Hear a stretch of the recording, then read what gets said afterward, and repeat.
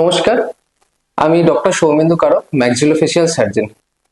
আজকের আলোচনার বিষয় হচ্ছে যে ম্যাক্সিলোফেশিয়াল সার্জারি কি, কারা ম্যাক্সিলোফেশিয়াল সার্জন।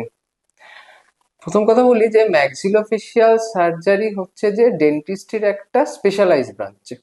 মানে ডেন্টাল সার্জারির পর কিছু কিছু বিভিন্ন বিষয়ে স্পেশালাইজেশন হয়, সেটা হতে পারে কনজারভেটিভ ডিপার্টমেন্টের স্পেশালাইজেশন, কিংবা কোনো কোনো জিনিস হয় যেমন রিহ্যাবিলিটেশন বিষয়ে স্পেশালাইজেশন।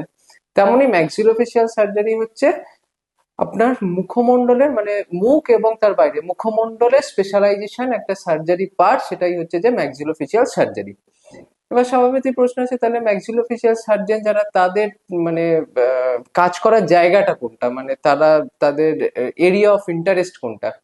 যেমন ধরুন যে একটা ম্যাক্সিলোফেশিয়াল সার্জনের আমি যদি ধাপে ধাপে আসি, তাদের একটা পার্ট হচ্ছে যে আক্কেল দাঁত। মানে আপনারা হয়তো শুনে থাকবেন যে কিছু কিছু দাঁত যেটা পুরোটা মুখে ওঠে না, তার সেটা হাড়ের ভিতর রয়ে যায়।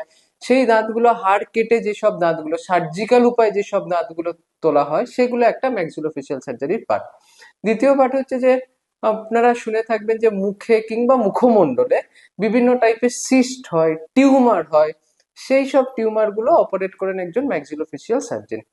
তৃতীয়, আপনারা হয়তো দেখে থাকবেন যে কখনো কখনো কোনো বাচ্চারা জন্মগতভাবে ক্লেফট লিপ ক্লেফট প্যালেট নিয়ে জন্মায়। যেমন হচ্ছে তাদের ঠোঁট ফাটা থাকে, কিংবা তাদের দেখি তালু ফাটা থাকে। এর ফলে কি হয়, এক তো এস্থেটিক্যাল একটা সমস্যা, দ্বিতীয় কথা হচ্ছে যে তারা যখন প্রপারলি ব্রেস্ট ফিড করতে পারে না, কিংবা খেতে গেলে নাক দিয়ে, সেটা একটা ওরোন্যাজাল কমিউনিকেশন থাকে, খেতে গেলে নাক দিয়ে বেরিয়ে যায়।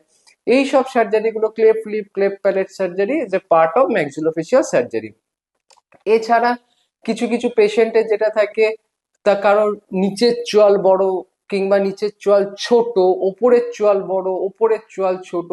এইগুলো যে সার্জিক্যালি যে এস্থেটিক কারেকশন, এটাকে আমরা বলি যে স্পেশালি অর্থোগনাথিক সার্জারি।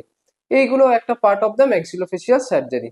এছাড়া এস্থেটিক পার্ট, কিংবা ধরুন এখন যেটা হয়, যেটা ইমপ্ল্যান্ট, ঠিক আছে, মানে হচ্ছে ধরুন দাঁতের ভিতরেই এক রকমের স্ক্রু ঢুকিয়ে তাকে ফিক্স করা, ঠিক আছে, এগুলো একটা ম্যাক্সিলোফেশিয়াল সার্জারির পার্ট।